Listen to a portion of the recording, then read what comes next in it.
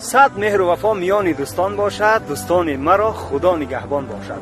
امیدوارم که هر کجای باشید سلامت و سربلند باشید. اکنون که عید رمضان فرا رسید، پیش از همه تبریکاتی با جان و دل خود را از ملک غریبستان به ملک تاجیکستان به همه یار و دوستان و به خویش و تباران و به حق و همسایگان، به مردم مهنتکش و تمام غریبان، به امت محمدی و کل مسلمانان میخواهم برسانم.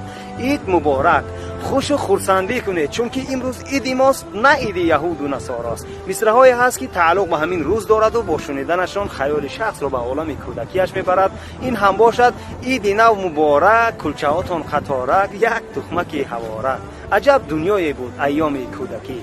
نورسیمان در دبستان و سر و صحرا گذشت، گاه سیر و گاه گشنه با دویدن ها گذشت. عید سید رمضان مبارک. السلام علیکم و رحمت الله. Let's enjoy this happy day.